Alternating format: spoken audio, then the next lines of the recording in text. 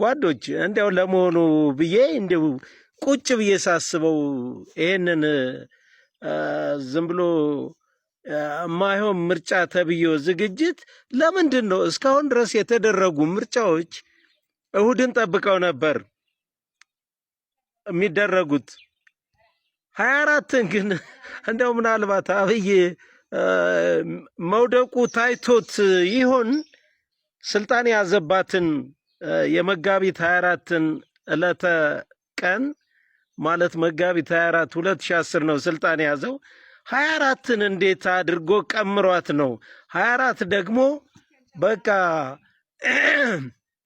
ይቅርታ 24 ደግሞ ሰኞ ቀን ሆነ እና ምን ለማለት ፈልጎ እንደሆነ ነው እንደው መልቀቂያው የመጨረሻው ውድቀቱ የሚታይበት ወቅት በመሆኑ 24 መርጦ እንዴት ሰኞ ቀን ሊያደርገው ቻለ? ሰኞ ቀን የሥራ ቀን ነው፣ ስራ የሚጀመርበት ነው በየትኛውም ቦታ እና እሁድ ይደረግ የነበረ ምርጫ እንዴት ሰኞ አደረገ ብዬ በዚህ እንትን እላለሁ። እስኪ እዚህ ላይ ሐሳብ አስተያየት ያላችሁ ካላችሁ እንዲያው እስኪ ጻፉልኝ። ከዛ በተረፈ ግን ይህ ምርጫ በትናንትናው ዕለት ባስተላለፍኩት እንትኔ ላይ ምርጫው እንደማይደረግ እሱም ያውቀዋል እና አንዳንድ ስግብግብና ሆዳም የሆናችሁ ደግሞ ባለሀብት ተብዮች ቀጥታውኑ መኪና ስታንቀሳቅሱ እያየናችሁ ነው። እረፉ፣ አሁንም እረፉ፣ በቃ እረፉ። የአማራ ህዝብ ከመጨፍጨፍ አላዳናችሁትም። የአማራን ህዝብ እንዲያውም ከስርዓቱ ጋር ሆናችሁ እያስበላችሁ እያሳረዳችሁት ነው ያላችሁ። እነ ትልቅ ሰው ገዳሙ፣ ካሳሁን ካርሎስ፣ ማነ በላይነህ ክንዴ እስኪ ከወርቁ አይተነው ትምህርት ውሰዱ። ወርቁ አይተነውን እስኪ እንደ ሞዴል ውሰዱትና ለዚህ በየቀኑ ለሚታረድ ለሚበላ ወገናችሁ፣ ለሚጨፈጨፍ ወገናችሁ ድምፅ ሁኑ። እንዴ ይሄ መንግስት ተብዬ እኮ አብይ አህመድ እኮ ምን ያላሳየን ነገር አለ? ሻሸመኔ ላይ የሆነውን እኮ እናስታውሰዋለን። የሰው ልጅ እኮ ዘግዝቆ ገሏል።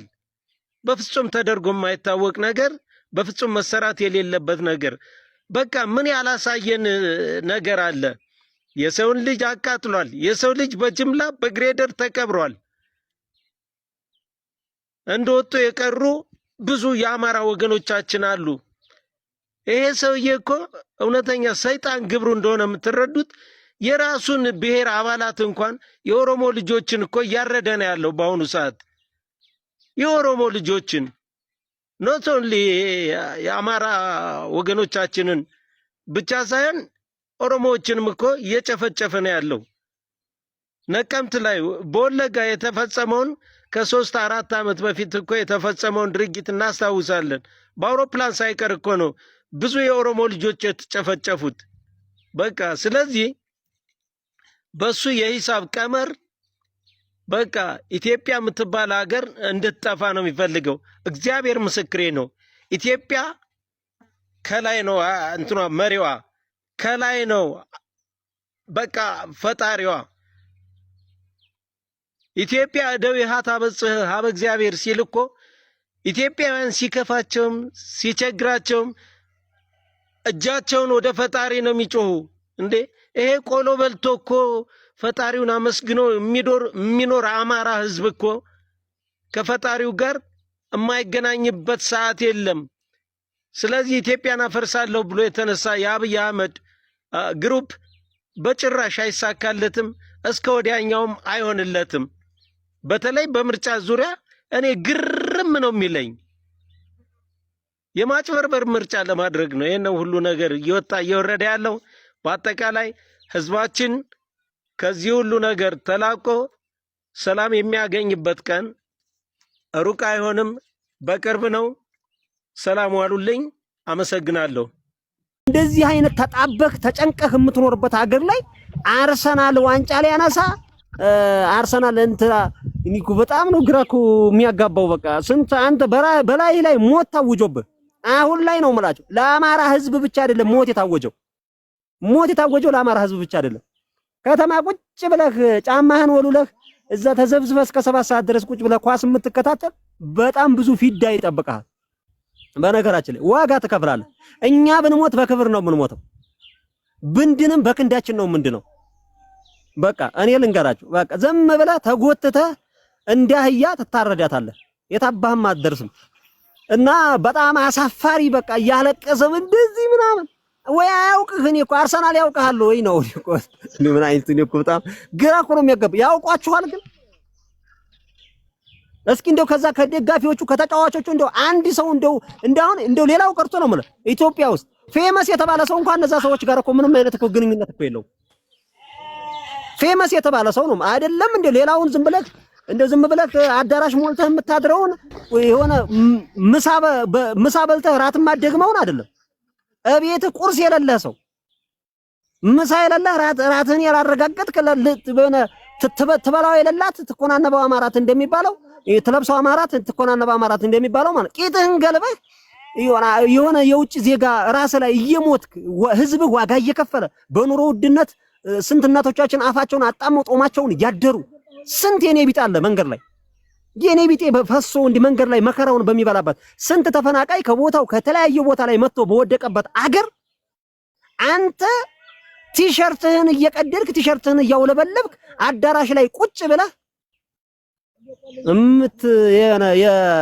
እና አርሰናልን እና ማንቸስተርን የምትደግፉ ሰዎች በጣም ነው የምታሳፍሩት። በቃ ከንቱ ትውልድ ማርያም ከንቱ ትውልድ በቃ ለኔ ከንቱ ትውልድ ነው።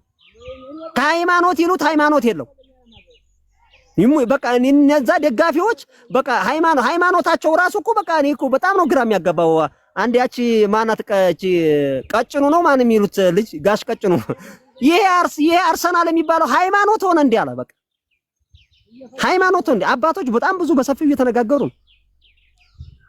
የራስህን እድሜ አስተካክለ መቼ እንደተወለድክ ማታውቅ መቼ ተወልደህ በምን አይነት ሁኔታ ላይ በችግር በመናምን በምን አይነት ሁኔታ ላይ በችግር በመናምን ኳስ ተጫዋች ህይወት ታሪክ ስትዘረዝር አሳፋሪ እኮ ነው። በቃ ገብርኤል አሳፋሪ። አይሸምማችሁም? ምን እየተደረገ እንደሆነ አይገባህም? ያስከው ስማርት ስልክ አይደለም በየቀኑ ስልክ ላይ የሚደረገው ነገር አታየው? ማርያምን አሳፋሪ ነው። በቃ እኔ ምን አይነት ግንዛቤ ምን አይነት እንደው ለነገ እኔ አሁን ይሄ ትውልድ ምን ታረጋዋለህ? በቃ አሁን ዝም ብሎ ምን ታረጋዋለህ? የሆነ ተምሮ እንዳልተማረ ንፍጥ የሆነ በቃ እኮ የሆነ አልቧልታ ቦታ ላይ ቁጭ ብሎ መከራም ይበላ ደግሞ እንደዛ ብሎ እኮ ማታ ሄዶ እኮ የእናት አባቱን በችግር ያጠራቀሙትን የእናት አባቱን እንጀራ እኮ ነው የሚበላው። እናቱ ማታ ምን ላቅርብለት ብላ ትጨናነቃለች። እሱ ኳስ ያለበት ቦታ ላይ ሄዶ አዳራሽ ሞልቶ ሲዘል አድሮ ለሊት 7 ሰዓት እሷ በተኛይበት ሞሰብ ገልብጦ የሚበላ እኮ ትውልድ እኮ ነው ያለው። አሁን ቆሻሻ በቃ ገብርኤል ራስን ማዳን የማትችል አሁን የመጣው የአብይ አህመድ አገዛዝ ማለት ነው። አማራ ላይ ብቻ እጁን ያነጣጠረ እንዳይመስልህ። እኛ ጋር ገጥሞ ሲጨርስ አንተን ይበላል። እኛ ግን በክንዳችን እንድናለን፣ እየዳንም ነው፣ አሸንፈናል። ምንም ጥያቄ የለውም። ነገ መረከብ ወይም መድረስ የምንችልበት ቦታ ላይ እንደርሳለን። ለመሆኑ በጣም ቆሻሻ ነገር ነው። እንደው ያለ ፕሮግራም ነው ይሄን ነገር ሁሉ እንዳወራችሁ የተገደድኩት።